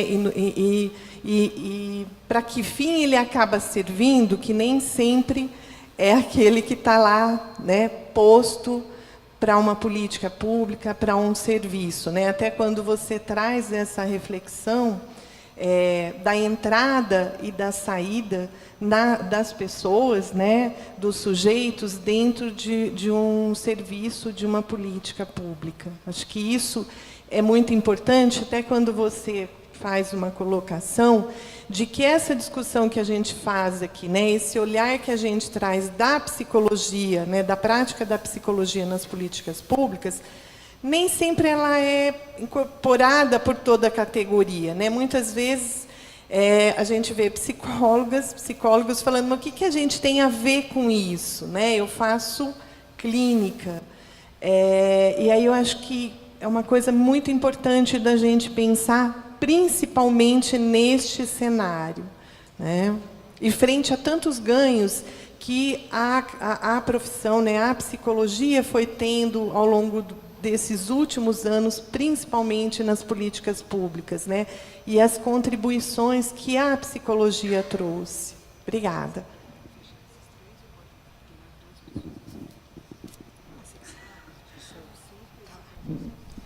Tem mais 2 pessoas aqui? E a gente fecha esse bloco, pode ser? Bom dia, meu nome é Rafael, eu sou professor de uma universidade privada de Nova Friburgo, região serrana do Rio de Janeiro, e meio que fazendo até um link com a fala anterior, nós desenvolvemos no ano passado uma pesquisa que nós, enfim, envolveu uma série de coisas, e uma delas entrevistas com profissionais de psicologia em todo o município, especialmente nas políticas públicas. E uma coisa que chamou muita atenção do grupo de pesquisa foi situações de sofrimento e de adoecimento dos próprios profissionais, né, que atuam nas políticas públicas e todo um contexto de produção de subjetividades, enfim, de posturas fatalistas, né, enfim, sofrimento, né, também dos profissionais nesse contexto de desmonte, né, que é bem a situação das políticas públicas de Nova Friburgo. E fazendo também costurando um pouco com a fala da professora Maria, essa questão de coletivizar, né, as discussões, eu concordo, acho que isso é estratégico, é importantíssimo nesse atual contexto, mas pensar que esses espaços sejam também, né, de resistência ao desmonte, mas também espaços de acolhimento, né, ao sofrimento, ao adoecimento desses profissionais. E acho até que essas duas coisas andam juntas necessariamente, né? Então, também esse espaço de acolher, né, o sofrimento do colega e pensar também coletivamente forma de lidar com esse sofrimento frente, né, ao contexto de desmonte, né? Porque o sofrimento, o adoecimento, pelo que a gente pôde perceber na nossa pesquisa, de certa forma coadunava, né? Era interessante para um contexto de desmonte, né? Então, acho estratégico também pontuar essa questão do sofrimento e do adoecimento desses profissionais. Bom dia, meu nome é Lígia. Bom dia, Graça. Oi.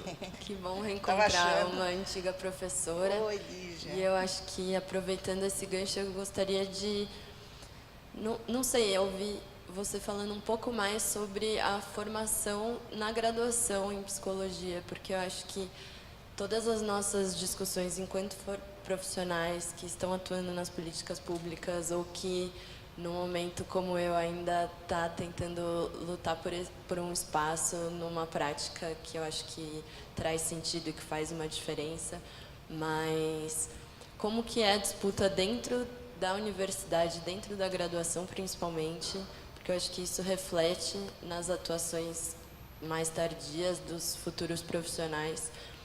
E uma coisa que, na verdade, eu acho que se não for dentro da universidade que a gente começa a desconstruir um discurso, muitas vezes reforçado pela mídia, de que o SUS é precário, o SUS é violento, o SUS é insuficiente, o SUS é só para uma parcela da população.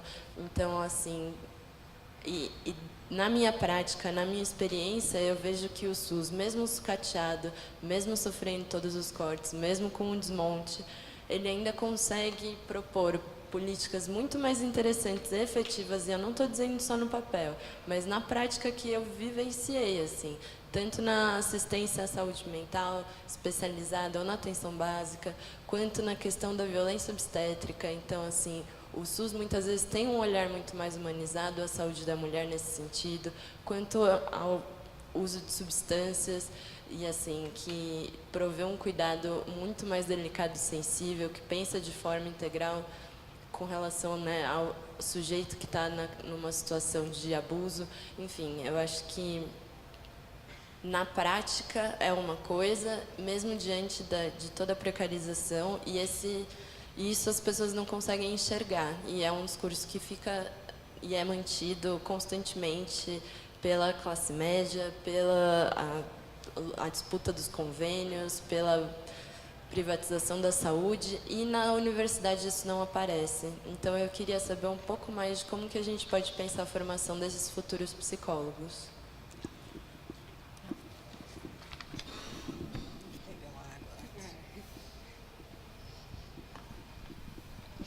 Bom, eu queria primeiro agradecer as perguntas, porque acho que as manifestações que me fizeram pensar aqui um monte de coisa e que, né, a gente vai grudando uma coisa na outra aqui, foi muito legal. Então, as coisas que eu pensei, na verdade, não se trata de responder, vou só contar para vocês o que eu fui pensando enquanto vocês falaram, né? Acho que a gente tem até uma discussão da psicologia, que cabe aqui, eu acho que um pouco, né, especificamente da psicologia social, que é exatamente a gente pensar a articulação da constituição subjetiva do indivíduo na relação com o contexto social. A gente fala muito disso teoricamente, né, como a gente não pode ter uma visão dicotômica que separa o indivíduo da sociedade e tal. E as questões que vocês foram problematizando tem a ver com isso, no meu modo de ver, né? Porque quando você fala, né, da memória, da história oficial, da história e da memória oral, etc., a gente tem aí claramente uma cisão, né? A cisão entre uma parcela da sociedade que naturaliza aquilo que está posto e tem os meios para registrar a história, e aquilo que efetivamente acontece na vida vivida, que nem sempre tem registro, nem sempre tem reconhecimento. Então, eu acho que, realmente, quando a gente fala de história, a gente tem que pensar criticamente a história, saber que, às vezes, a história que a gente conhece, ela é parcial. E aí, ou que ela é enviesada, ou ela não considera efetivamente a vida vivida. Então, acho que memória é um elemento fundamental para a gente perceber exatamente essa articulação entre o indivíduo e o contexto, né? E como as pessoas efetivamente vivenciaram e registraram aquilo que vivenciaram. Então, acho assim um viés super interessante. Ainda essa semana, uma aluna do pós estava lá, não é nem minha aluna direta, né, assim, mas uma das pessoas lá do pós, que a pesquisa dela, ela estava problematizando o quanto que, muitas vezes, quando que foi importante, é importante, por aí um outro tipo de memória, né, mas que tem a ver, as comissões da verdade, quando elas trazem a história da ditadura, das torturas, enfim, de toda a repressão, etc., e a importância de reconhecer isso, registrar, quer dizer, veja, é uma revisão da história oficial, né, que a gente tem lá, e o reconhecimento das comissões da verdade reconhecem uma outra oficialidade, vamos dizer assim, né? Quer dizer, você pode ter uma outra leitura, não só aquela que ignorou simplesmente todo esse espaço de 20 e tantos anos da nossa história, encobrindo esse sofrimento todo e essas questões.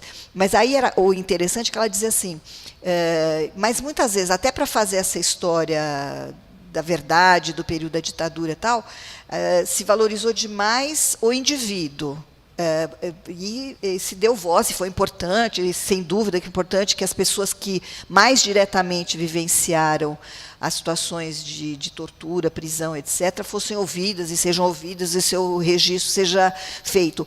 Mas ela dizia assim, eu quero entender como que esta memória, que é dos indivíduos que sofreram diretamente, mas, na verdade, é uma memória que nos atinge, é uma memória nossa também.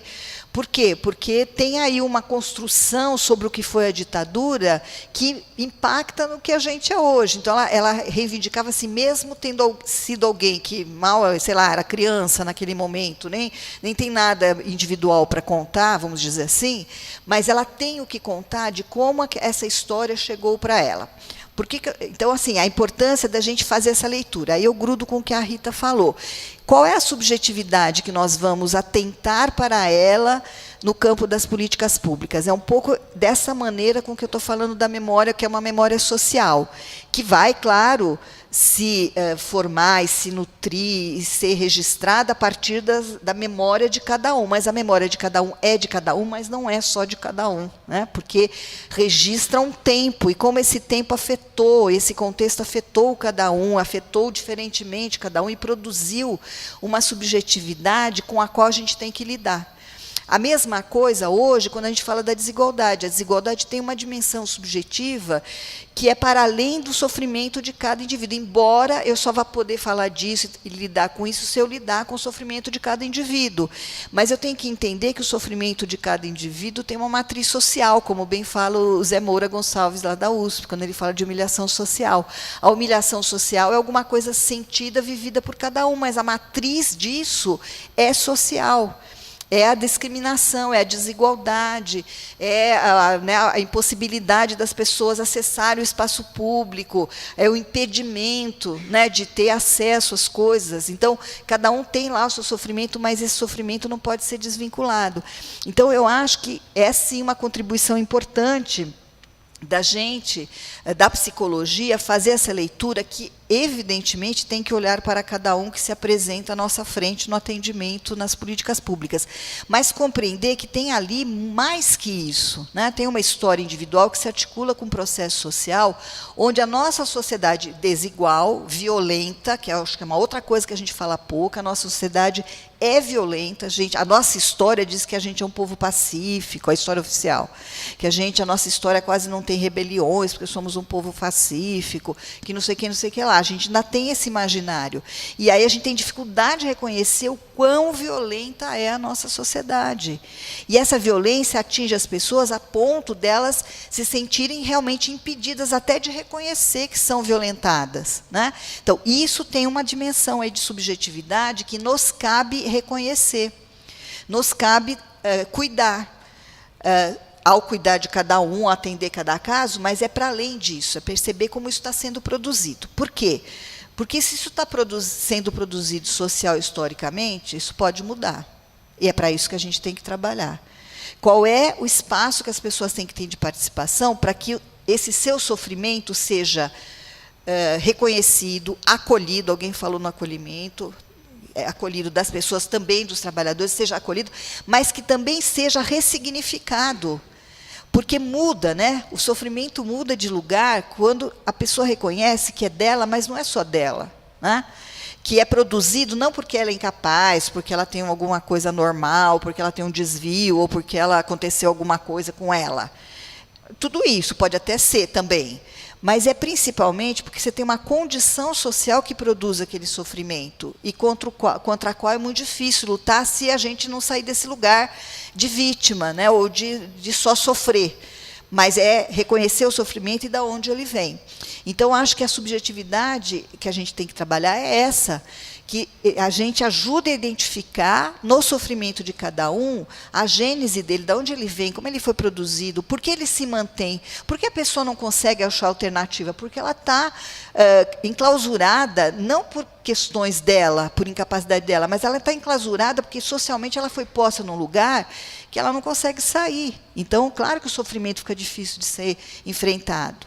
Então, eu acho que são muitas dessas questões que os nossos atendimentos podem lidar, né, nas políticas públicas, o reconhecimento disso. E aí eu junto com uma coisa que a Ione falou, né, quer dizer, que realidade é essa que a gente tem agora? Então, acho que a gente tem que caracterizar na matriz social vários dos elementos que vão produzir ou estão produzindo aquilo que você está dizendo. É o caos, alguém falou, não lembro se foi você mesmo, mas alguém retomou a questão, você mesmo, né, do individualismo.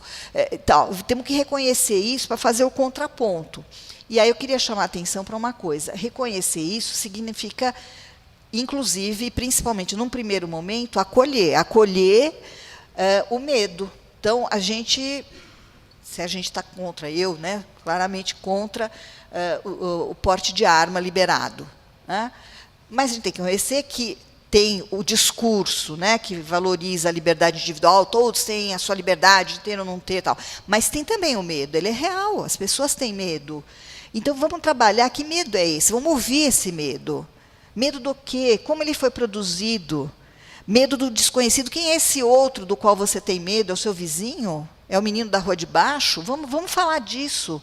Então, os espaços das políticas, por exemplo, da assistência, ou mesmo da saúde, qualquer espaço de política pública, pode ser um espaço para uma reflexão como essa. De onde vem esse medo? Né? A violência existe, mas ela é concreta, não é a violência. Né? Ela está concreta. Onde ela está exatamente? E ela está numa ameaça que é objetiva, de ser assaltado, né? Mas ela também está na violência institucional que atinge as pessoas e que faz elas ficarem caladas. Então, como é que a gente vai falar disso? Isso tudo é trabalhar a subjetividade, é escutar esse medo, ressignificar esse medo.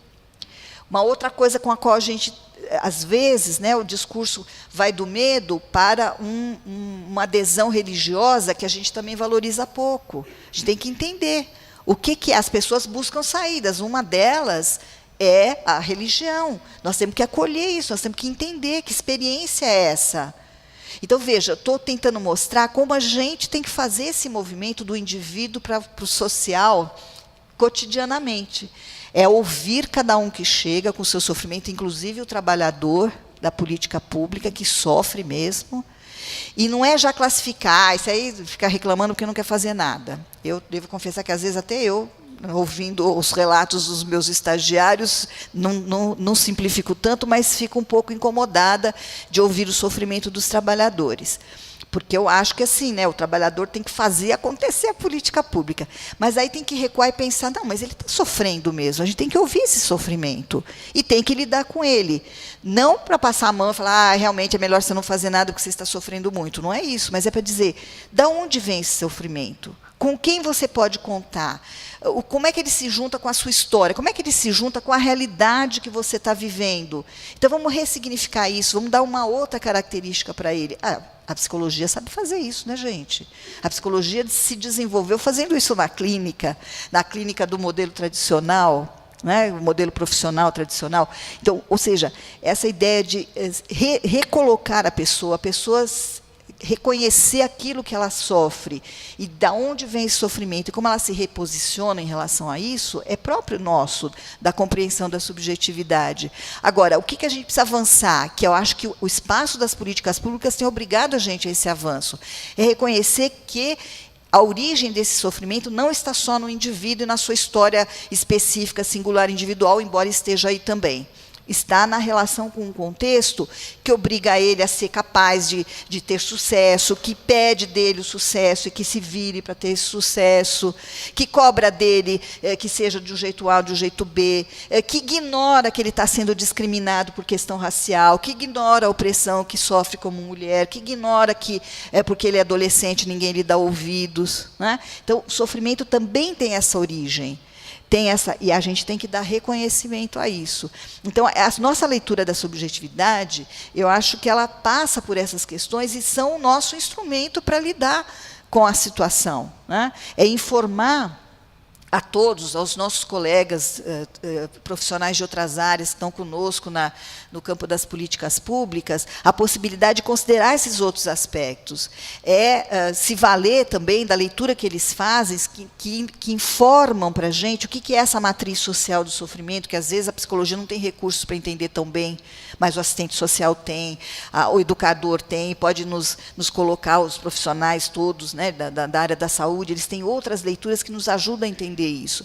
Então, apostar no trabalho em rede, no trabalho multiprofissional, aquilo que a gente já sabe, mas apostar fazendo essa leitura que nos tira do lugar de conforto de saber o que se passa com o indivíduo, ou de ficar, né, um pouco assim sem saída, porque eu não consigo lidar com o que se passa com esse indivíduo. Não, tem uma dinâmica aí que a gente tem que produzir, né, enquanto compreensão dela, que é assim, essa subjetividade sendo alimentada por processos individuais e sociais ao mesmo tempo, e o espaço multiprofissional tem que nos ajudar a lidar com isso, e a gente tem que contribuir para essa leitura, né?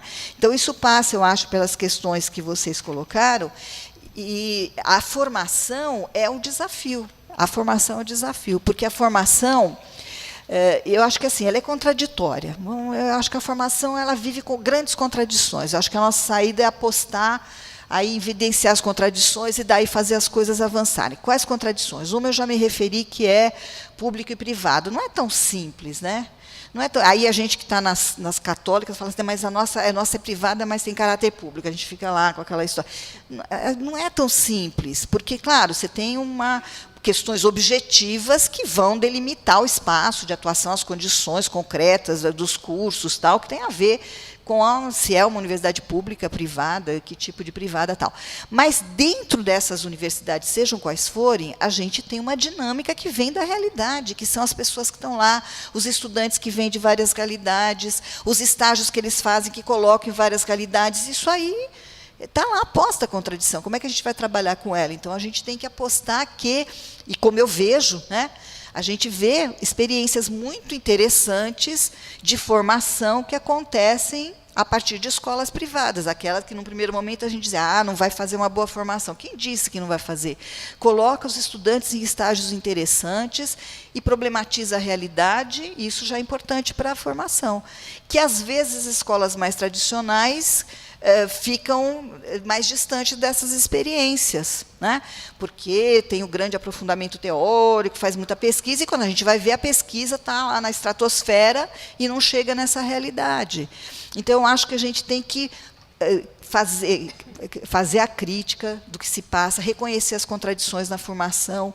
Acho que você traz uma coisa super interessante, que assim, a formação tem que se responsabilizar por evidenciar, quando a gente fala de política pública, do que a gente está falando. Não é só formar os alunos, quer dizer, tem que formar os alunos para atuar na política pública, mas tem que fazer uma outra coisa, tem que fazer um trabalho, entre aspas, cultural. Né? Tem que desmontar a ideia de que o SUS está falido, tem que, os exemplos que você deu. Quer dizer, e quando eu falo a formação, estou falando de quem está dentro da universidade, que, mal ou bem, tem repercussão, né? Tem espaços de fala, produz pesquisa, escreve coisas, né? Até porque tem que escrever mesmo, tem que publicar, não sei o que, enfim. Então, que tal fazer isso, né, evidenciando essa realidade? Então, eu acho, né, a ABEP faz essas discussões, como qualificar a formação. Acho que a gente tem que aproveitar o espaço da ABEP, que é o espaço da discussão da formação, para pensar isso. Recentemente, a discussão das diretrizes curriculares retomou várias dessas questões, como garantir essa formação articulada. Acho que a gente tem que ver a quantas anda isso e estar acompanhando essa discussão, né? Mas, com certeza, a formação é um nó. E eu sei que é um dos eixos, você falou, né? Então, acho que, na hora que a gente explicita uma prática que é boa nessa direção que a gente está falando, né, do reconhecimento crítico, da reconhecimento dos direitos. Então, uma prática que a gente consegue realizar a partir da psicologia, na hora que a gente reconhece isso se apresenta, isso coloca claramente uma demanda para a formação. A formação tem que formar para isso. Se ela não está formando, ela tem que se modificar. Então, eu acho que esse diálogo, né, de quem está na prática com a formação é fundamental para impor a realidade. Eu aposto muito que a realidade dos estágios ela se impõe, né? Agora, claro que se não houver reflexão por parte de quem está na formação, não resolve muito.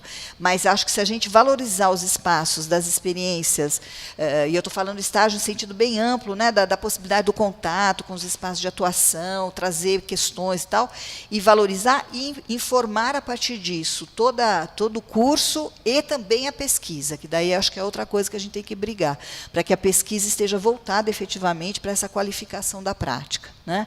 Então, acho que é desafio. Eu acho que a formação é sempre um desafio, continua sendo, mas eu acho que é assim, né, tarefa aí de todos nós não deixar de falar nesses aspectos da formação. Então, eu acho que eu não quis exatamente responder, mas quis aqui só compartilhar minhas reflexões a partir da contribuição de vocês. Obrigada novamente, Graça. Eu acho que a sua fala nos ajuda a compreender um pouco mais esse processo histórico e até nos ajuda, no dia de hoje, a repensar e nos reposicionar. Como vamos nos articular a partir de agora, principalmente essa parte final que traz de uma maneira muito sistemática algumas direções que vão nos ajudar no processo hoje e na vida, né, gente? Não é só hoje, não se encerra aqui, é só um início, um contínuo. Agora, nós vamos para a segunda fase, que é dos grupos de trabalho. Tem ali do lado de fora, a maioria de vocês já deve ter se inscrito para uma das salas dos trabalhos, e direto das apresentações, o intervalo de almoço. Voltamos às 2h30 de novo para grupos de trabalho, e às 4h30 nós temos uma mesa discutindo os 3 eixos da formação. Muito obrigada e bom trabalho a todas.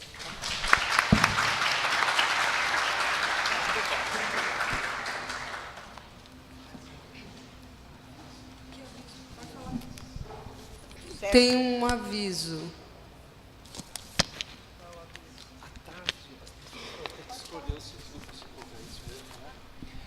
É importante lembrar que, depois do retorno do almoço, eu pediria a gentileza de todos comparecerem aqui no credenciamento para escolherem os grupos que vocês vão participar na parte da tarde, que são outros temas, outros grupos, certo? Muito obrigado.